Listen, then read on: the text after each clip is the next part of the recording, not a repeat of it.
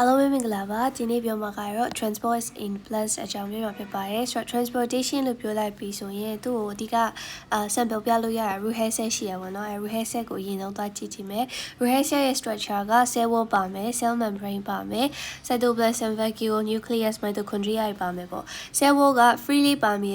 permeable ဆိုတာကအပြင်ကလာတဲ့ကောင်တွေဒီအများစုက substances တွေ organelles တွေအများစုဖြတ်လို့ရတဲ့ကောင်ပြောတာဖြစ်ပါတယ်။နောက် cell membrane ကျတော့ partially permeable အဲ့ဒါကိုသူကို selectively permeable လို့လည်းပြောရပါတော့။ဆိုတော့သူကရွေးပြီးတော့ပေါ့နော်သူရဲ့ဒီ substance ကိုရွေးပြီးတော့ပေးဖြတ်တာမျိုးကိုဒါသူရဲ့ဒီ partially permeable လို့ခေါ်ရပေါ့။ cytoplasm ကျတော့သူရဲ့ဒီထဲမှာရှိနေတဲ့ organelles တွေကို support လုပ်ပေးထားတယ် vacuole ကကျတော့ water storage လုပ်ပေးထားတယ်ပေါ့နော် nucleus ကတော့ဒါအကုန်လုံးကိုထိန်းချုပ်ထားတယ် mitochondria က ATP နဲ့ energy support လုပ်ပေးတယ်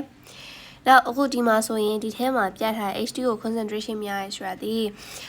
အဲ့ထဲမှာ H2O concentration ဆိုတာကမှ soil water ရဲ့ minerals ရဲ့ပါတယ် soil water က solvent အနေနဲ့ဖြစ်ပြီး mineral က solute အနေနဲ့ဖြစ်ရပေါ့နော်ဆိုတော့အဲ့ဒါကို dilute solution လို့ခေါ်လိုက်တယ်ပေါ့ concentrated solution ဆိုလို့ရှိရင်တော့ဒီ mineral ကဒီ soil water ထက်ပမာဏထက်အရင်များနေတာကို concentrate လို့ပြောမယ်ပေါ့နော် okayရေဦးဆိုသူ့မှာသိရမယ်၃ချက်တော့ရှိရပေါ့နော်ဒီမှာတော့2ချက်အရင်ဆုံးရေးထားတယ် osmosis ကinert of a water from a higher water potential to lower water potential through the partially permeable membrane osmosis ချက်ပြီးဆိုလို့ရှိရင်မှတ်ရမှာဒီသူက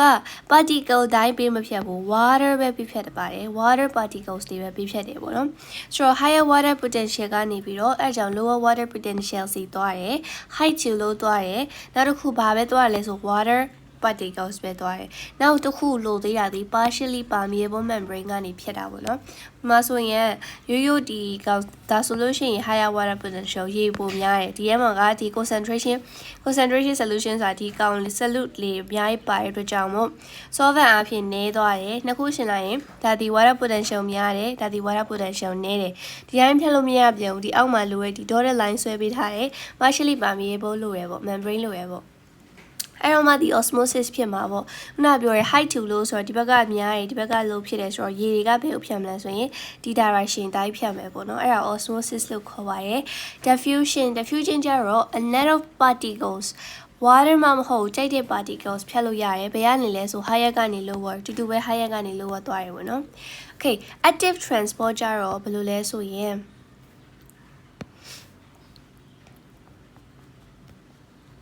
active transport ဆိုတော့သူဆိုလို့ရှိရင်သူက low ကနေပြီးတော့ height ကိုတော့မှာ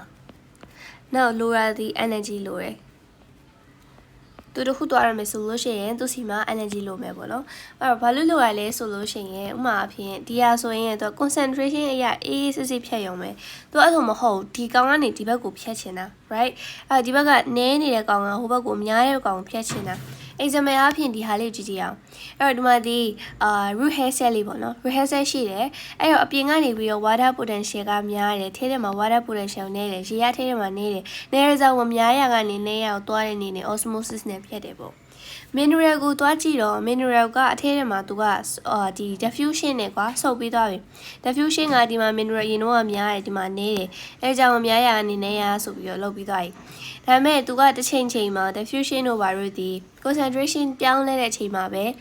ရွှေ့တယ်ပေါ့ concentration ကနှစ်ခုလုံး balance ဖြစ်သွားပြီဒီမှာလဲဒီလောက်ပဲဒီမှာလဲအဲ့လောက်ပဲအဆင်ပြေသွားပြီဆိုရင်ထပ်မလုပ်တော့ဘူးအဲ့တော့ကိုကအဲ့လိုမဟုတ်ကိုကအကုန်လုံးကိုယူချင်တာအပြင်မှာရှိတဲ့ mineral တစ်ခုမှ0လောက်ထိကိုလိုချင်တာအဲ့ဒီကြောင့်မို့ရှင်ဘယ်ဟာသုံးရလဲဆိုဒီ active transport ကြီးကိုသုံးရတယ် active transport ကဒီဘက်မှာနည်းနေတော့မှများတဲ့စီကိုသွားမှာအဲ့တော့ तू ကနေတာနေများရဆိုရင်ဘာလဲဆိုတော့ energy push ပေးရတယ်။ तू ကလွယ်လွယ်လေးမစီးတော့ဘူးเนาะနေတာနေများရဆိုတော့ဆက်ညင်မဲ့ကြီးဖြစ်သွားရဆိုတဲ့ကြောင့်မို့ energy သုံးပြီးတော့အကုန်ပြန်ယူတာအဲ့ဒါကို active transport လို့ခေါ်ရပေါ့နော်။အဲ့လိုနေရာမှာသုံးတယ်ပေါ့။ stomata နဲ့ပြောကြည့်ရင်မနက်ခင်းကျရင် stomata ဖွင့်တယ်။အပင်ရဲ့ stomata ဖွင့်ပြီဆိုလို့ရှိရင်ဘာလဲဆိုတော့လိုက်ရလို့ရှိရင် stomata ဖွင့်တယ် stomata ဖွင့်ပြီဆိုရင် water loss စရှိတယ် stomata ကနေပြီးတော့အပြင်ကို water တွေထွက်သွားမှာလေနော်အဲ့တော့အဲ့ရ water loss များလာတယ် water loss များသွားပြီဆိုလို့ရှိရင်ဒီပေါ်မှာဒီအပင်မှာ water loss ရှိရတဲ့ water မရှိတော့ဘူးနည်းလာပြီဖြစ်တဲ့အတွက်ကြောင့်အောက်ကနေပြီးတော့ xylem ကနေအပေါ်ကိုပြန် support ပေးရတယ် right အဲ့တော့ attract water from xylem စီကပြန်ယူမယ် through transpiration stream transpiration stream ကနေသွားပြီးယူရပေါ့အဲ့တော့ rehearsal water pressure ကများသွားမယ် rehearsal water pressure နည်းသွားမယ်အဲ့လိုလေးနဲ့ဒီ stomata နဲ့သက်ဆိုင်ပြီးတော့သွားလောက်ကြရပေါ့နော် Okay so plant cell မှာဆိုရင်ဒီဟာလေးက main ချက်ပေးရတယ်ပေါ့နော်ဆိုတော့သူ့မှာအရင်ဆုံးဒီ cell sac လေးရှိမယ် cytoplasm ရှိမယ် cell sac ဆိုတာကဒီ solutions of contain many types of minerals တွေပါရမျိုးပေါ့နော်အဲ့တော့ဒီကောင်လေးကိုဒီ want this enter to dilute solution ဆိုအပြင်မှာ higher water potential ပြောတာပေါ့နော်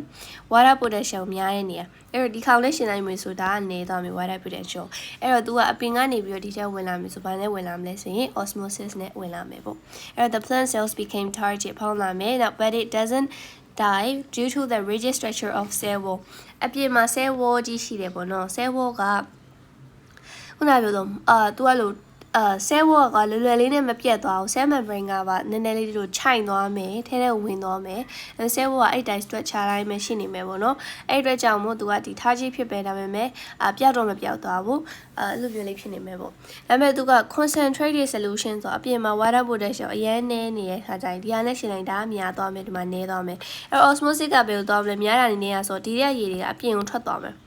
ဒီကောင်လေးရေတွေအပြင်ထွက်သွားပြီဆိုလို့ရှိရင် the plant cells lost water by osmosis ဖြစ်တဲ့အတွက်ကြောင့်မို့သူက flaccid ဖြစ်သွားမယ် flaccid ဖြစ်သွားတဲ့အတွက်ကြောင့်မို့လုံးအဲ့လိုချုံချုံလေးဖြစ်သွားမယ်ဖြစ်သွားပြီးသွားပြီဆိုရင်သူ့ကို plasmolyze လို့ပြောလို့ရတယ် shrinking လို့ပြောလို့ရတယ်ပေါ့နော်ခါကျရင် burst open ဖြစ်သွားတတ်တယ်ပေါ့နော် transpiration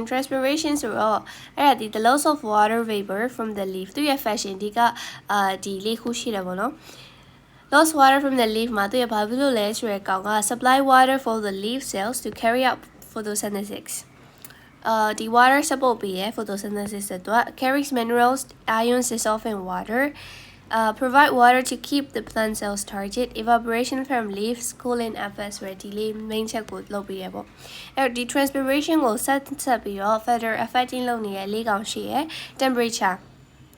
Okay temperature ကဘယ်လို affect လုပ်လဲဆိုရင် temperature များလာပြီဆိုရင် molecules တွေက energy kinetic energy ပိုရတယ် kinetic energy ပိုရလို့ရှိရင် move ပိုပြီး faster ဖြစ်တယ် faster ဖြစ်တဲ့ခါကျရင် transpiration faster ဖြစ်တယ်ပေါ့